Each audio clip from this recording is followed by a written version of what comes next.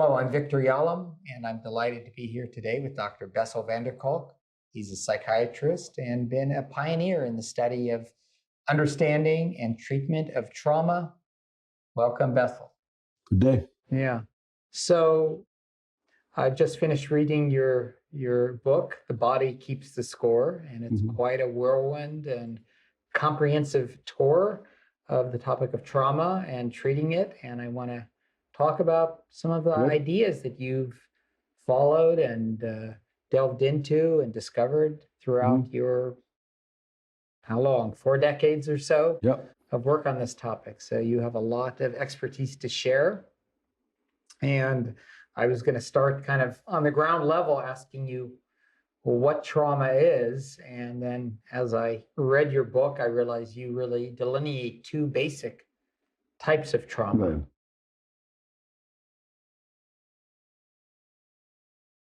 Yeah. So, the definition of trauma has been fluid and is evolving actually in some ways. Huh?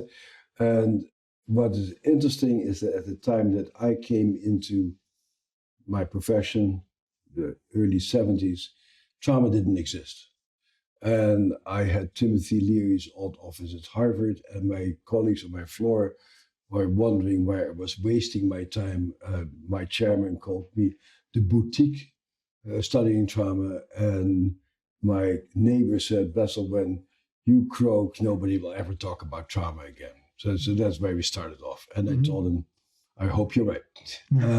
And so the way that this trauma stuff started, it's very interesting that the first literature in our world was sort of Anne Burgess, who started to talk about domestic violence and rape trauma syndrome. But what really brought it into the view of people is it's always political. It's the nature of our society.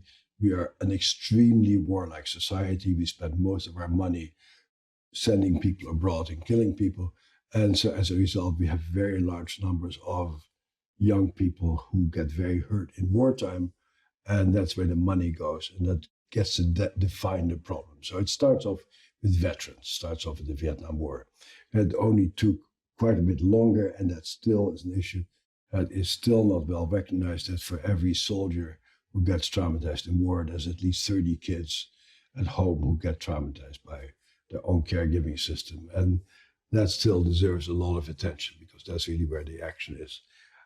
So we started off with war trauma, and then what's interesting to me is that in the early years, we very quickly discovered a lot of stuff. We learned about startle reactions, we learned about hormones, we learned about physiological reactions. And then at some point, at the very first World Congress on Biological Psychiatry, we had the first symposium on PTSD. We get together afterwards and I ask my colleagues, this is really weird. And here we're a bunch of young people and we talk about the subject. How is it possible that just the 5 of us have discovered an entirely new field? And my colleague Onno van der Hart says, that's just because you don't know history, because in fact, people knew all of this already in the 1880s and 1890s, but there's a history in this field that nobody wants to remember. And so it died in 1902, First World War starts, a lot of emphasis on shell shock. In 1917, I just discovered it recently, the British General Staff puts out an edict, you're no longer allowed to talk about shell shock, you're no longer allowed to publish articles about shell shock because it will undermine the morale of the troops. So people are called nervous in the service instead. It gets sort of pushed away, and people say it's a moral failure for people to get traumatized in the First World War. Knowing what happened in the First World War, that's sort of a strange reaction to that. So it completely disappears in the 20s and the 30s. And then as the Second World War breaks out, a guy, Abram Gardner, who had worked with First World soldiers, writes about what he had learned from those soldiers in order to prepare people for the Second World War. Big thing about war neurosis, Second World War, completely disappears afterwards. Completely disappears. In 1978, I start working with Vietnam veterans. I see these things that I've never seen before. I go to my librarian and say, give me all the books in the library on shell shock, war neurosis, whatever you can find about war. And she comes back and says, we have no articles on any of that and no books on any of that. So it got disappeared. Huh? Then we get this diagnosis of PTSD into DSM-3, and I write my first grant application to the VA to study how trauma affects the brain. And my grant comes back with a rejection that says it has never been demonstrated that PTSD is a relevant diagnosis for the mission of the Veterans Administration. And that was when? That was 1984, 1984, 1985. Wow. So a lot has happened since then. A lot has happened since then, but an interesting thing happened also is that from 1980, 85, 1990, a lot of people start learning about trauma, and it becomes very hot, a very interesting subject, and people get together and they discover things about the hippocampus and the cerebellum and all kind of stuff. And then by now I know something about the history of trauma, and I think every previous generation has pushed this under and has made it disappear, and we seem to get away with this. Then in 1993, about the New York Times, Time Magazine, The Economist, the New Yorker all have articles about the false memory syndrome. And people say, no, all that trauma is just made up. And psychiatrists implant these memories in people's minds that they have been sexually abused as children. And my reaction is, you overestimate me. I've been trying to implant all kinds of memories in my patients' minds for a long time, like, you can trust me, I'm safe. Not so easy. And I cannot implant complex memories of having been sexually abused into my patients. So that raises this whole complex issue is that nobody wants to know. If you have been traumatized, you don't want to stay there because it's too upsetting, so you try to push it away. Society tries to push it away. And the hard thing about being a traumatized person is that you have all these feelings, these sensations that you want to push away, and then you feel so crazy because your body keeps playing tricks on you. And so you suddenly get scared, you suddenly shut down, you suddenly lose your concentration, and you think, I am crazy. And so basically you go at war with yourself. And then when the memories come up, the biggest thing for our patients is, I can't believe it. I can't believe that people would do this to a kid who I once was. I must be making this up. I must be crazy. And so the whole issue of what is real and what is not real continues to be a very big thing among traumatized people, and traumatized people out there, even though when we gather the data are very clear. That about a quarter of people in the US of A get beaten by their caregivers to the point that it leaves marks. About 1 out of 5 people get sexually molested at some point or another. 1 out of 8 people at least witness physical violence between their parents. In our study in Boston, turns out that 85% of inner city Boston school children have witnessed stuff that I've never seen. I've never witnessed somebody being raped. I've never been raped. I've never seen somebody getting killed. I've never seen somebody stab another person. And these poor kids in the inner city of Boston see stuff like that all the time. And so trauma is ubiquitous, and we keep trying to look somewhere else. Yeah. So, but let's just get some definitions. So when you say trauma is ubiquitous, how do you define trauma? Trauma is an injury, is a wound. Mm-hmm. It's something happens to you that is too big for your mind to comprehend. It's overwhelming by definition. It's too much. And so that because of that, the consequence of that is that you get stuck and things keep coming back and you get overwhelmed again, and your mind and your brain and your being is incapable of comprehending and making sense out of that event. And because you cannot integrate it, it keeps coming back. Okay, so you're defining it primarily, if I'm understanding correctly, as how people respond to the event. Absolutely. So the event is not the trauma. No. Okay. It is something that people make a big deal out of that. Something that may be traumatic for me may not be traumatic for you. Huh. But the sort of traumas I see, I'd be very surprised if people wouldn't get blown away by that. Mm-hmm. Like if you're responsible for going through a red light that causes a car to plow into you and to kill your kid, I think most people would have a hard time with that. If you see your wife getting raped by somebody in front of your face, I think most people would have a hard time with that. So the notion that, oh, it's only vulnerable people who get that is a little bit of naive thing. Yeah. So there's trauma, and then there's the traumatic response. Well, no, the trauma is the injury. Okay. It's internal. So it's quite a misunderstanding about it. So many people think that trauma is a story about something that happened to you. But what happened to you is over. And it's like everything else in the world, it's not relevant right now, because right now we're sitting here and talking to you, and what happened in the past is not really relevant, except in as far as the past keeps coming back as I talk to you, and I suddenly get freaked out, angry, upset, or frozen because of something you asked me, and something in my body reacts to innocuous question on your part, as if you're trying to kill me or rape me or something like that.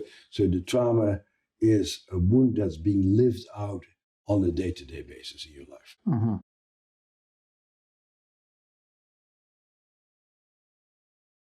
Okay, and so back to my earlier question, you delineate between kind of a single event, which is often what we think about in terms of trauma, being in a car accident, or seeing one, or being attacked, or seeing someone killed, versus developmental trauma, a child that's in an abusive situation that lasts for months or years. So talk about those two different types. So we started out with that single incident, and that got to define PTSD in the DSM.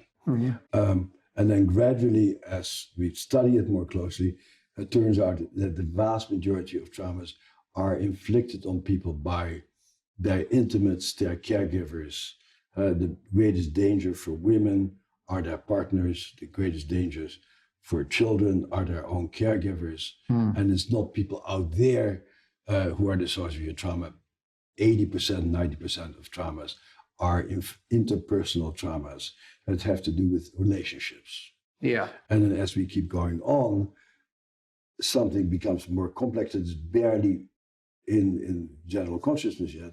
And that is that the discovery that if you have a disorganized attachment with your caregiver, and your caregivers are absent, not there for you, too traumatized to take care of you, it's that absence of a caregiver who sees you, knows you, responds to you, that really becomes a very complex issue. And if you don't have a caretaker who really looks after you, your chances to have many events happen to you that really disturb your ongoing biology and your psychological development becomes very severe. So inevitably, over time, the whole issue of the attachment relationship and trauma gets very intertwined with each other, but they're different things. Because trauma is about an imprint of an event, while chronic neglect, chronic abuse has to do with identity, who am I, and how do I organize my internal reality on an ongoing basis.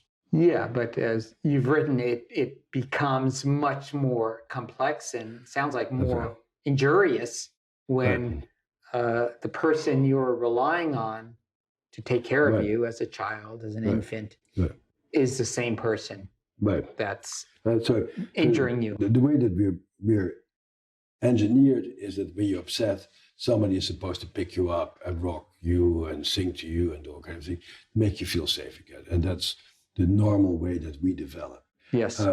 If the source of your distress is the same person who's supposed to pick you up and comfort you, then your self-regulatory capacities get very messed up. Yeah.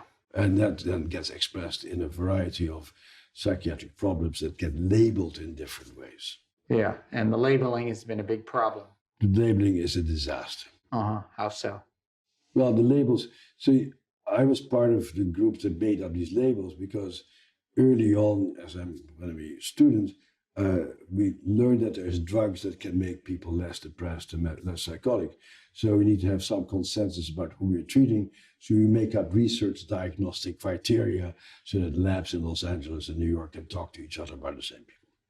Very important thing to do. That evolves into the DSM.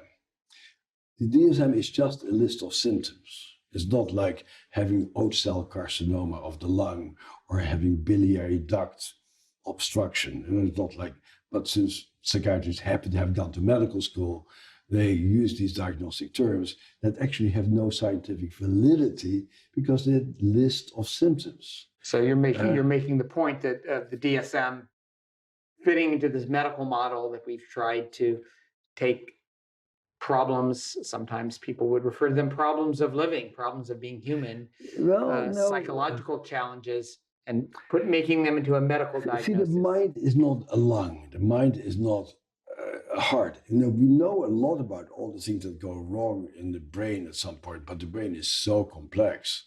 And so there's a final common pathway. Let's say you can develop something called ADHD because you have something with your brain, or you can, all of our kids who are traumatized also would meet that diagnostic criteria for ADHD because their brains are said to chronically be out of sync and out of touch with people. It's just a list of very surface type stuff. And then we have diagnoses like oppositional defiant disorder, meaning this kid is a pain in the ass. And you have conduct disorder, which means I can't stand this kid. Those are not diagnoses, and it's embarrassing to be a psychiatrist and be in the company of people who label people with this pre-scientific diagnosis. Mm-hmm. The authors of the DSM-3, which I was sort of part of in a way, knew that. So in the preamble of the DSM-3, it says, these are just lists of symptoms. They have very little scientific validity, and they should never be used for forensic or insurance purposes. Right. Didn't work out that way. That little paragraph disappeared out of the DSM-4 and out of DSM-5. And now people actually believe that these lists of symptoms exist in their scientific validity. That there's something Nothing could be further from the truth. That there's something real. They're an entity like a broken bone. Right, that's right. Right. But however, you did try to get a disorder of developmental trauma into the DSM. And what happened with that? We only had data on 20,000 kids. Mm-hmm. And what we showed is that if your caregivers abuse, neglect, and your chronic trauma, you develop problems with attention and concentration. You develop consistent problems with self-regulation and consistent problems with self-image of being disgusting, loathsome, terrible, and other people as being dangerous or frightening.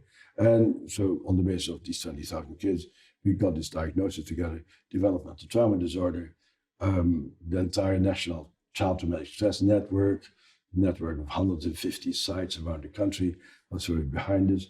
The combined Commission of Mental Health of 50 states wrote a support letter and said, make this the most important issue in the DSM-5. And when DSM-5 came out, he said, we don't have enough evidence that childhood trauma leads to any sort of consistent diagnosis. Let's just keep calling people oppositional defiant disorder and reactive oppositional disorder or some bullshit diagnosis. Right. And ignore the fact that abusing and neglecting kids is very bad for their mental health. Right. And so despite the caveat in the DSM-3 that you referred to, the DSM has become kind of the Bible, and this is what you use for insurance. This is what evidence-based treatments are based on. It's worse than that. Yes. Because the most important thing, of course, as a healthcare provider, is to make a diagnosis, to really see what is wrong with this person. But our diagnostic system has become a system by which you get reimbursed by insurance companies. So you give diagnosis not to figure out what's going on with you, but how can I get reimbursed by the insurance company? So it's a totally corrupt system. We have given up our capacity to become diagnosticians, to really pinpoint what is not working for this particular person. And our diagnostic manual gets used in order to get reimbursed for money. How corrupt can you get? All right. Well, we won't solve that problem today. So but we better solve it over time. All right. So let's. Because if our discipline would have any respect and scientific validity, we have to change that. Yeah.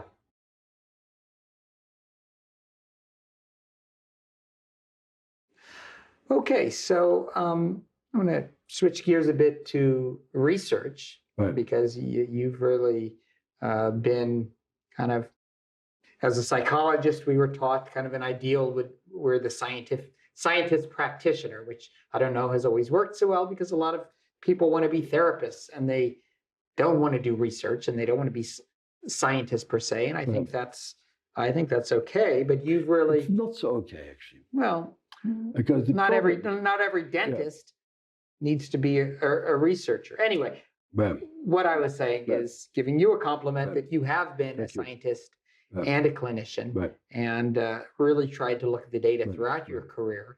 And so let's start with, brain research. You've cited a lot of that in your book. Mm-hmm. What have we found out from the brain research, from brain scans, that have increased our understanding about trauma?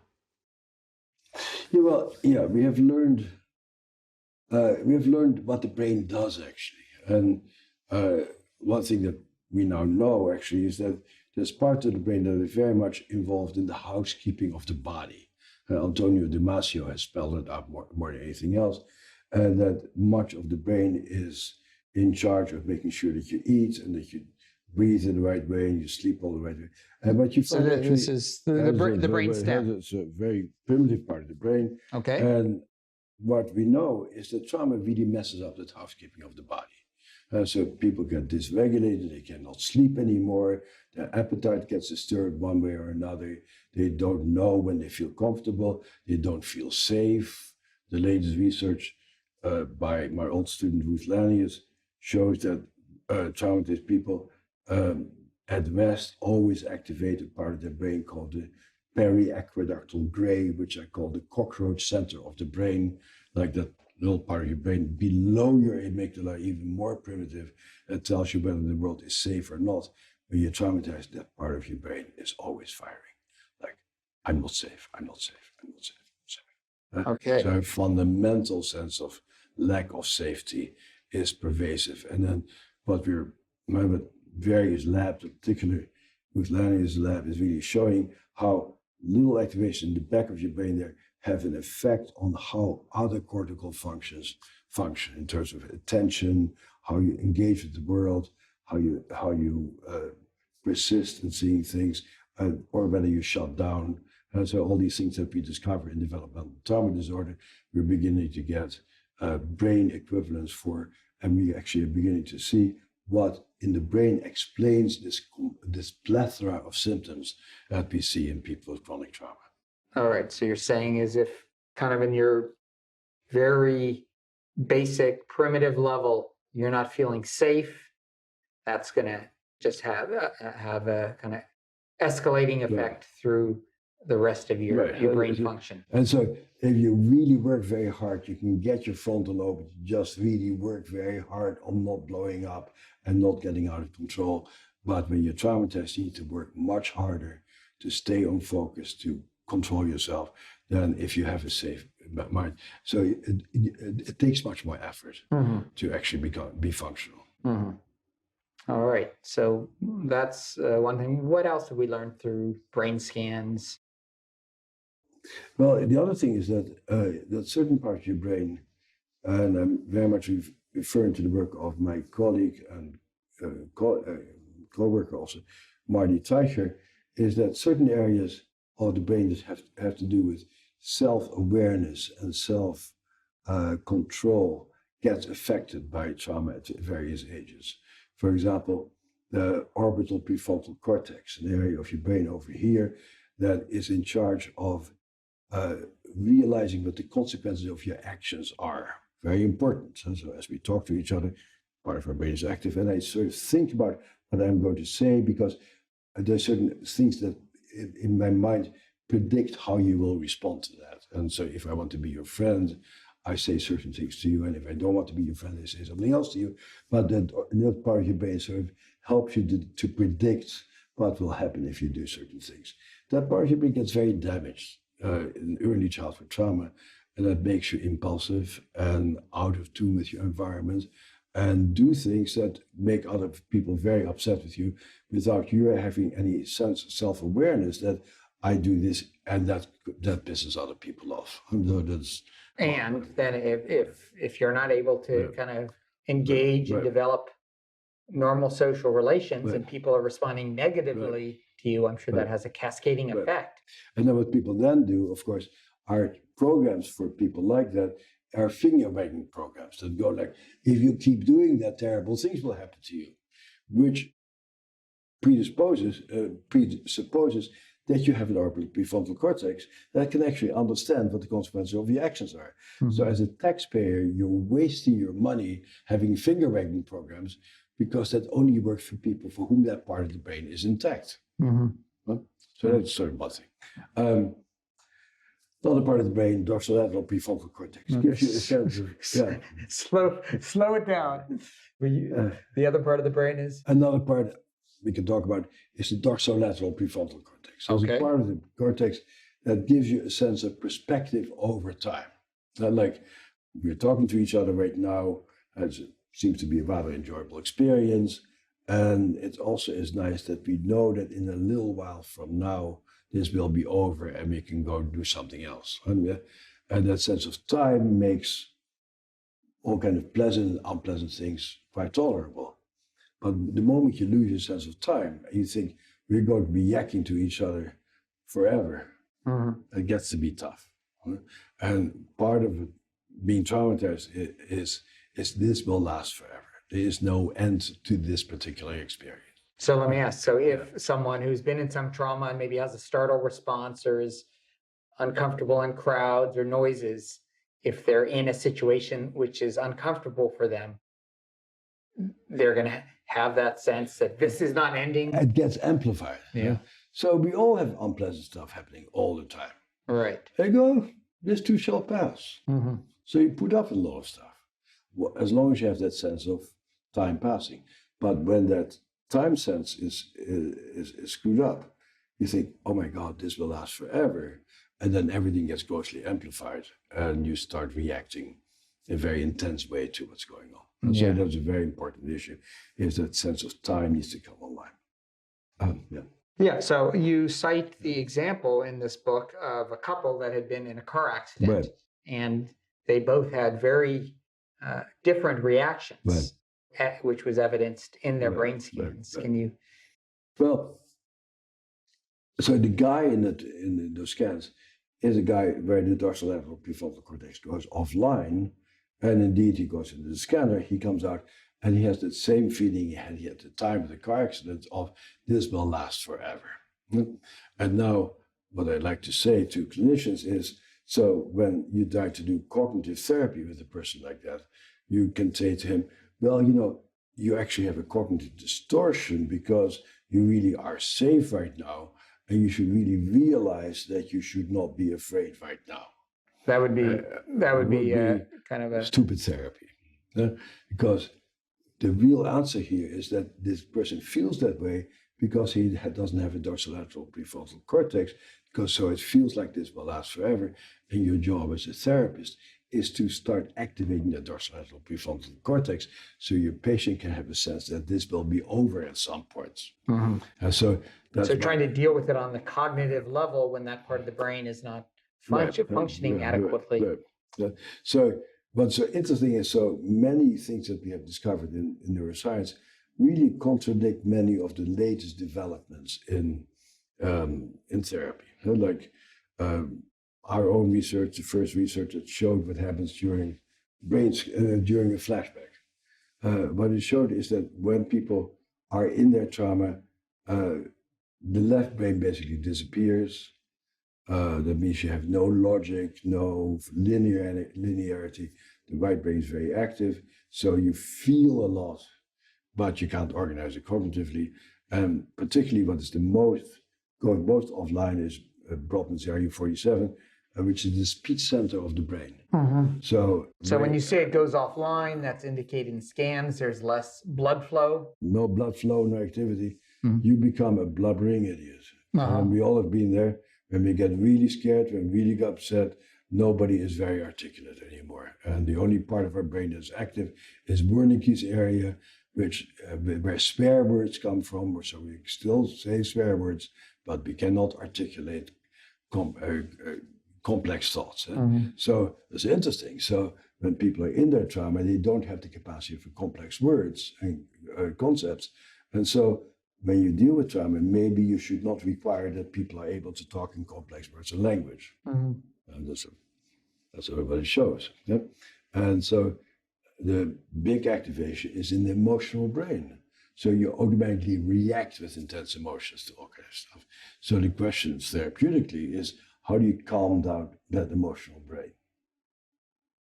And in principle, you probably calm down the emotional brain in the same way you calm down a little baby. When a baby starts crying, you make little sounds and you pick them up and you rock them a little bit and you sing them a little bit. And that may just be the way you're supposed to calm down that brain.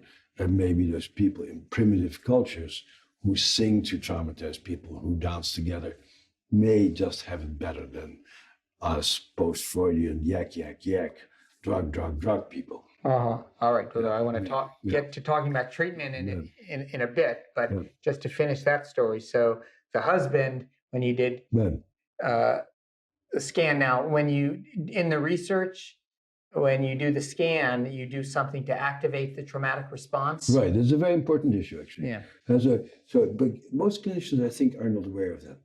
The way you get into the trauma is by being as specific as you can be. What did you see? What did you hear? What did you smell? What did you feel in your body? So trauma is activated by and held by sensations. It's in your sensory world. And it's specific. Actually, So Charles when Darwin you, already pointed it out. all right. So when you put him into the scanner, Yeah. you come up with a script Right. prior Right. where you discuss the specifics. Where you don't discuss it. Okay, you read. You have people write down what did you hear, Yeah. what did you smell, what did you see, what were you thinking at that time. In his case of the accident. Yeah, well, but you in general, Right. you rape, whatever. Sure. And so, as long as you stay in the abstract language, like, oh, it's really awful to get into car accidents, and we should do something about making cars safer and all that sort of stuff, and you stay in abstract thought, you don't go there. Yeah? So, but if you want to activate it, you have to go into the sensation. So the job as therapists is to walk that very fine line of going into the bodily sensations, but making sure that people don't fall into it and get a flashback, because a flashback in and of itself is as traumatic as the original traumatic event. And it's overwhelming. It's overwhelming, it's timeless.